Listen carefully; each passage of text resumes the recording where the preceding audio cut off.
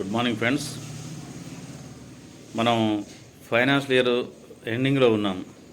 కానీ చాలామంది అలాంటి ఫీలింగే వాళ్ళ యొక్క పనులలో కానీ వాళ్ళ యొక్క భావనలలో కానీ ఏమి తెలియటం లేదు. అసలు ఫైనాన్షియల్ ఇయర్ ఎండింగ్ అంటే ప్రతి ఒక్కరు కసిగా పట్టుదలతో ఒక ఉక్రోషంగా ఇట్టుబడి సాధించాలన్న తపనతో ప్రతి ఒక్కరు పిచ్చి బట్టండి మార్కెట్లో తిరుగుతున్నారు ఏజెంట్ అందరూ.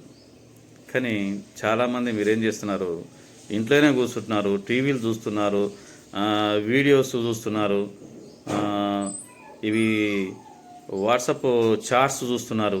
ఇది ఎంతవరకు కరెక్ట్ చెప్పండి? మీకు జీవితంలో ఒక లక్ష్యం అంటూ లేదా?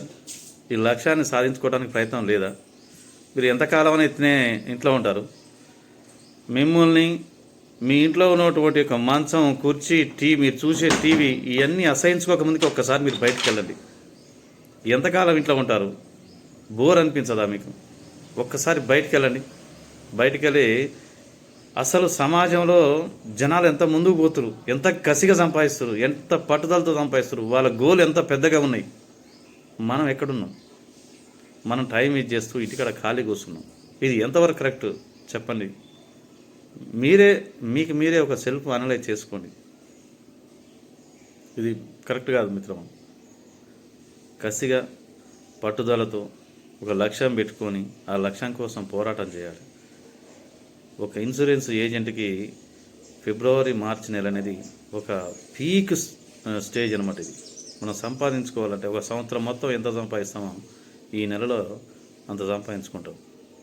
ఇలాంటి టైంలో కూడా మీరు ఇంటికాడ ఖాళీ కూర్చొని ఈ యొక్క వీడియోస్ చూస్తూ టైం వేస్ట్ చేస్తున్నారు చూడు. మీ జీవితానికి అర్థం, పరమార్థం ఏమన్నా ఉన్నదా? ఒక్కసారి ఆలోచించుకోండి మీరు. మనం కష్టపడితే ఎన్ని రోజులు కష్టపడగలుగుతాం? మన రిటైర్మెంట్ టైం ఏంది?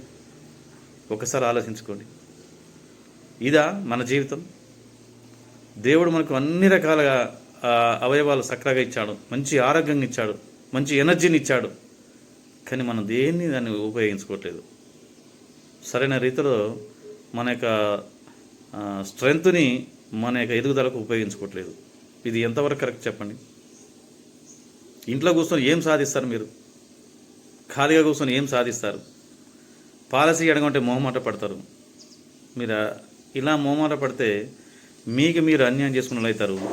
తర్వాత మీ యొక్క పాలసీ హోల్డర్స్, మీ యొక్క బంధువులకు కానీ, రిలేటివ్స్ కానీ, మీకు పరిచయస్తులకు కానీ మీరు పాలసీ ఇవ్వకపోవడం వల్ల వాళ్ళు కూడా ఆపద వచ్చేసి మీరు ఉండి కూడా వాళ్ళ ఆపదలో వాళ్ళ ఆగమైపోతున్నారు.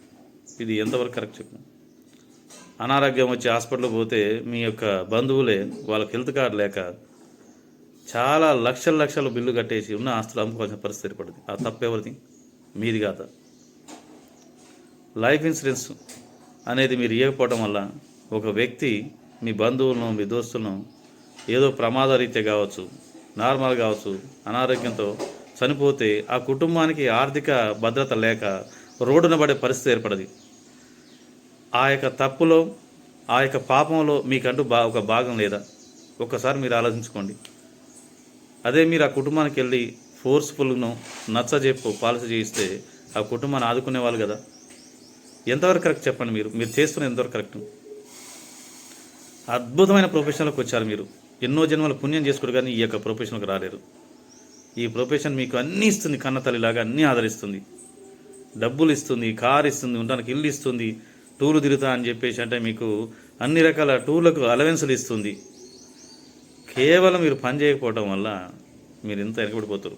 ఇంత అద్భుతమైన ప్రొఫెషన్లో ఉండి ఈ రకంగా మీరు నీరసంగా, నిస్సత్తుగా టైం వేస్ట్ చేసుకుంటూ రీల్స్ చూస్తూ మీ యొక్క జీవితం మొత్తం ఆగం చేసుకుంటూ ఎంతవరకు కరెక్ట్ చెప్పు మిత్రమా? ఫ్రెండ్స్ చెప్పండి. ఎవరైతే ఖాళీ కూర్చుంటారో, ఎవరైతే మీ యొక్క ఈ ఏజెన్సీ వృత్తిని, పవిత్రమైన వృత్తి గురించి మీరు అవతల చెప్పకుండా, వాళ్ళతో పాలసీ చేయించకుండా మీరు ఎవరైతే ఖాళీగా ఇంటికాడ కూర్చుంటారో ఒక్కసారి మీరు ఆలోచించుకోండి. ఎంత దరిద్రమైన జీవితం ఇది, ఎంత అసహ్యమైన జీవితం ఇది. మన జీవితం అద్భుతంగా ఉండాలి. అద్భుతమైన బంగ్లాలు కొనుక్కోవాలి, అద్భుతమైన కార్లు కొనుక్కోవాలి, రాయల్గా బతకాలి. అంత రాయల్గా సంపాదించాలి, రాయల్గా బతకాలి. నీ యొక్క పిల్లలకు రాయల్ లైఫ్ అందించాలి, మంచి ప్రాపర్టీ అందించాలి. కేవలం మన అసమర్థత, దట్ మీన్స్ యువర్ అసమర్థత, మీ యొక్క అసమర్థత వల్ల, ఖాళీ కూర్చోవటం వల్ల, నువ్వు సంపాదించకపోవడం వల్ల నీ ఫ్యామిలీ అంతా వెనకబడిపోతుంది.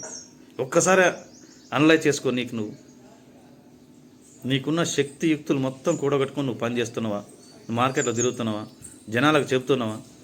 అందరికీ పాలసీలు ఇస్తున్నావా? అందరి కుటుంబాలకు భరోసా ఇస్తున్నావా? అలాగే నీ కుటుంబానికి భరోసా ఉంచుకున్నావా? ఎంతవరకు కరెక్ట్ చెప్పు. ఫిబ్రవరి మంత్ వచ్చింది, మార్చి మంత్ వచ్చింది, ఇంతవరకు మీరు ఇంకా రెస్పాన్స్ ఇవ్వకపోతే, ఖాళీగా ఇంటికాడ కూర్చొని వ్యాపారం చేయకపోతే ఎంతవరకు కరెక్ట్? ఒక్కసారి మీరు అనలైజ్ చేసుకోండి సెల్ఫ్గా, మీకే తెలియాలి ఫ్రెండ్స్. ఇప్పటికైనా మించిపోయింది లేదు. ఈ యొక్క ఫిబ్రవరి మార్చి అనేది అద్భుతమైనటువంటి బిజినెస్ వచ్చేటటువంటి నెలది. ఈ నెలలో కష్టపడు. కనీసం ఈ నెలకు కనీసం ₹1,00,000, మినిమం ₹1,00,000 కమిషన్ తీసుకోవాలని టార్గెట్ అన్న పెట్టుకొని పని చేయి. నీ లైఫ్ మంచిగా ఉంటే చూసుకో. నీ జీవితం బాగుండాలి. నువ్వు మంచిగా సంపాదిస్తే నీ కుటుంబం బాగుంటుంది, నీ ఫ్యామిలీ హ్యాపీగా ఉంటుంది, ఆర్థికంగా మంచిగా అభివృద్ధి పదంలో ఉంటుంది. ఒక గోల్ పెట్టుకో. నువ్వేం కావాలనో, షార్ట్ టర్మ్ గోల్స్ ఏంది, లాంగ్ టర్మ్ గోల్స్ ఏంది నువ్వు డిసైడ్ చేసుకో. ఒక లాంగ్ టర్మ్ గోల్ 5 yearsలో ఈ ఏరియాలో నేను ఒక అద్భుతమైన బిల్డింగ్ కట్టించుకోవాలి అన్నట్టు ఒక గోల్ పెట్టుకో. ఎవ్రీ ఇయర్ నేను సంవత్సరం అయిపోయేలోపు నేను కష్టపడేట్టు నా శ్రమతో కనీసం ఒక 20 లక్షలు సంపాదిస్తున్నా, ఒక 30 లక్షలు సంపాదించాలి అనేది ఎవ్రీ ఇయర్ గోల్ పెట్టుకో. ఓ 5 yearsలో లాంగ్ టర్మ్ గోల్, పెద్ద గోల్ పెట్టుకో. ఆ గోల్ కోసం ప్రయత్నం చేయి. కానీ ఇంట్లో కూర్చొని నువ్వు కూర్చున్న కూర్చి, నువ్వు పడుకున్న బెడ్, నువ్వు చూసే టీవీ, నీ చేతిలో ఉన్న రిమోట్ నేను అసహించుకోక ముందుగా నువ్వు బయటికి వెళ్ళి కష్టపడు, కసిగా తిరుగు, కసిగా సంపాదించు. చాలా పెద్ద మొత్తంలో ఆస్తులు కూడా కట్టుకో. నీ జీవితం అంతా హ్యాపీగా ఉంటాడు చూసుకో.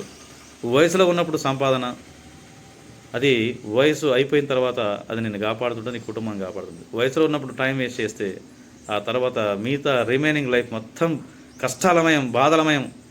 రేపు నీ పిల్లలు తిట్టక ముందుకే నువ్వు ఇప్పుడు కష్టపడు. నువ్వు ఏం సంపాదించావు నా కోసం, ఏమి ఇచ్చావు నా కోసం అని చెప్పి నీ పిల్లలు నేను క్వశ్చన్ అడగక ముందుకే నువ్వు సంపాదించు. ఇప్పుడు సంపాదించకపోతే ఎప్పుడు సంపాదిస్తావు? ఇది ఎంతవరకు కరెక్ట్? నువ్వు రేపు నీ పిల్లలు మీద ఆధారపడి నువ్వు వాళ్ళని చేయిజాసి డబ్బులు ఇరా బాబు అని చెప్పేసి ప్రతి చిన్న విషయానికి వాళ్ళని అడగాలంటే అసహ్యం అనిపిస్తుందా? రేపు బాధ అనిపించదా? రేపు నీ కూతుల మీద, నీ అల్లుల మీద, నీ కొడుకుల మీద, నీ కోడల మీద ఆధారపడి బతికేనా మంది? అదే మనకు కావాల్సింది.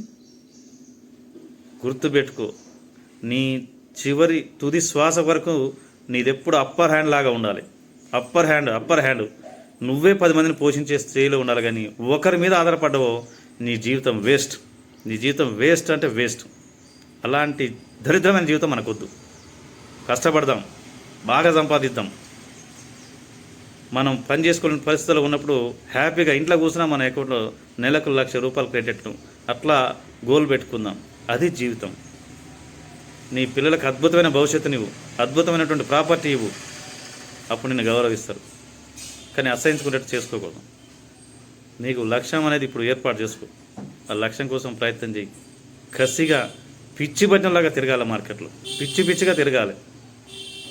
హార్డ్ వర్క్ చేయాలి. రోజుకు 10 గంటలు, వీలైతే 15 గంటలు పని చేయి ఈ యొక్క ఫైనాన్స్ ఎండింగ్ వరకు. కానీ ఇంట్లో ఉండకు. ఇంట్లో ఉంటే ఇంట్లో వాళ్ళే నేను అసహించుకుంటారు. అలాంటి సిచ్యువేషన్ తెచ్చుకోకు. హ్యాపీగా ఉండాలి. నువ్వు హ్యాపీగా ఉండాలి. నీ జీవితం మొత్తం హ్యాపీగా ఉండాలంటే డబ్బు ఎంత ఎక్కువ సంపాదిస్తే అంత సొసైటీలో గౌరవం ఉంటుంది, ఇంట్లో గౌరవం ఉంటుంది, నువ్వు హ్యాపీగా ఉండగలుగుతావు. డబ్బు లేకపోతే డుబ్బు గొరగం. ఎవరు మన లెక్క చేయరు సమాజంలో. నీ జీవితం ఏది ఉండదు. డబ్బు ఉంటేనే ఏదైనా మనం సాధించగలుగుతాం. డబ్బు లేకపోతే ఏది మనం ఏం చేయలేము సమాజంలో. డబ్బుతోనే అన్ని ముడిపడి ఉన్నాయి సమాజంలో. కానీ మనం దాన్నే విస్మరిస్తున్నాం. దానికోసమే ప్రయత్నం చేయట్లేదు.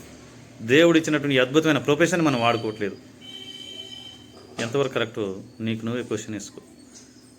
నువ్వు ఇప్పుడు బాగుండాలంటే, నీ ఫ్యూచర్ మొత్తం బాగుండాలంటే, రిమైనింగ్ లైఫ్ మొత్తం బాగుండాలంటే సమాజం, నీ కుటుంబ సభ్యులు, నీ పిల్లలు, నీ భార్య పిల్లలు అందరిని నువ్వు మంచిగా ఒక గౌరవంగా చూడాలంటే నువ్వు ఇప్పుడు కష్టపడి పని చేయాలి, డబ్బులు సంపాదించాలి, ఆస్తులు కూడగట్టుకోవాలి, హ్యాపీగా ఉండాలి రిమైనింగ్ లైఫ్ మొత్తం.